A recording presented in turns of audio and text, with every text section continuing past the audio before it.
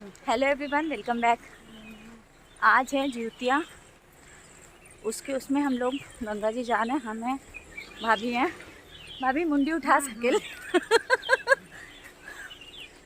और हम लोग को ऑलरेडी काफ़ी लेट हो चुका है, तो चलिए दिखाते हैं हम लोग पूजा कैसे करते हैं। तो अभी फ़िलहाल सब एक एक डोलची ले लेके चल दिया है, और वहाँ कथा पढ़ने में थोड़ा सा वक्त लगता है। तो चलिए सीधे अब वहीं मिलते हैं। यहाँ हम लोग सबसे पहले गंगा जल लेने चलते हैं, तो हम यहाँ पानी में जाके गंगा जल लेते हैं। और काफ़ी साफ था, गंदा नहीं था, तो कोई दिक्कत नहीं हुई। किनारे से ही लेके हम आ जाते हैं।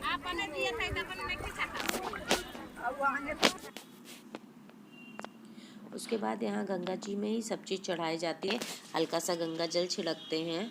उसके बाद फिर ये ऐपन आटे का बनता है, वो ऐपन वहाँ पर छिड़क के सिंदूर वहाँ चढ़ाते हैं, और फिर वही सिंदूर माँ गंगा के नाम से अपने माथे पे भी लगा लेते हैं। फिर नॉर्मल जैसे चढ़ाते हैं, पुष्प धूप दीप वो सब दिखाते हैं। फिर चना और उड़द की दाल, खड़ी उड़द जो भींगी रहती है, उसको भी यहीं चढ़ा देते हैं। आप बताइएगा कि आपके यहाँ कैसे होता है। ये पूर्वांचल का है, हम लोग के यहाँ इसी तरह होता है। ये चना और खड़ी उड़द चढ़ा रहे हैं।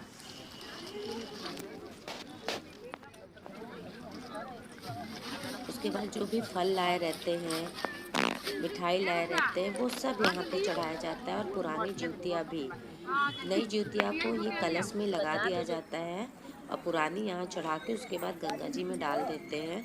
तो देखिए, हम यहाँ पहले कलश पे नई ज्योतिया लगा रहे हैं, उसके बाद पुरानी ज्योतिया भी पहले यहाँ चढ़ाते हैं, उसके बाद फिर ले जाते हैं गंगा जी में, उसको फल और ज्योतिया के साथ डाल देते हैं।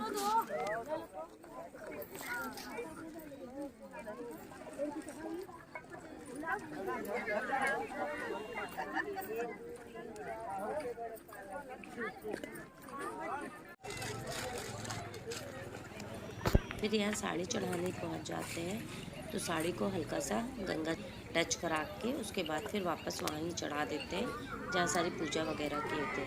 फिर यहाँ ऊपर आ जाते हैं, उसी तरह गंगा जल से उस जगह पे छिड़क के फिर ऐपन को लगाते हैं, सिंदूर वहाँ लगाते हैं। सारी सामग्री जो पूजा की चढ़ाने वाली है वो सब चढ़ाते हैं।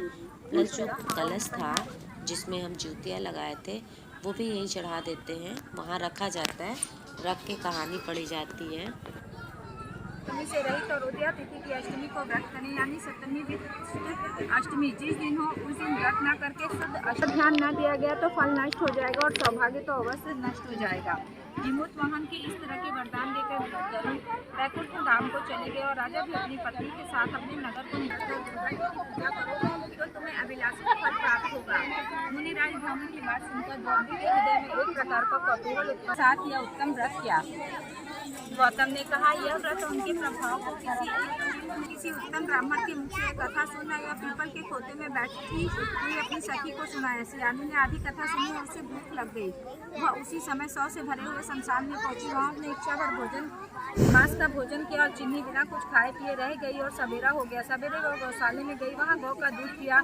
इस दिन नौमी को उसने पारण किया। कुछ दिनों बाद वह दोनों मर गए और अयोध्या में किसी धनी ब्राह्मण के घर में जन्मी। संयोग से उन दोनों को जन्म एक ही घर में हुआ, जिसे सियानी ज्येष्ठ और चिल्ल छोटी थी। वे दोनों सभी शुभ लक्षणों से युक्त थी, इसलिए बड़ी लड़की काशीराज के घर और छोटी उनकी मंत्री के साथ के सामने विधिवत ब्याही गई। पूर्व जन्म के कर्मफल से वह मेघनैनी रानी हुई।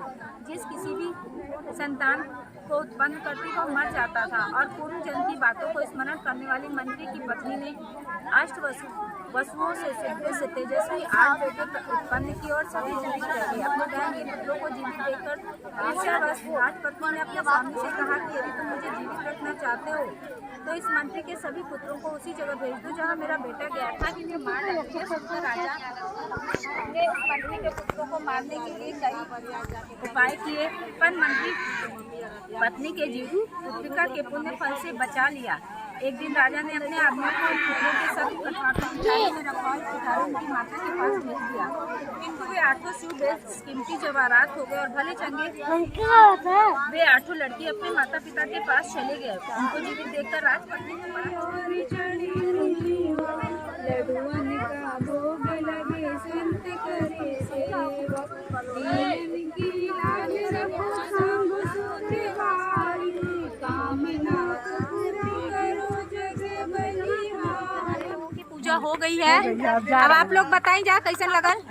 बहुत अच्छा, मौसम भी कुछ साथ दिया, हाँ, जेकरी वजह से सब बहुत आराम से पूजा पाठ हो गया सबका। हाँ, प्यास लगी है? नहीं प्यास नहीं लगी।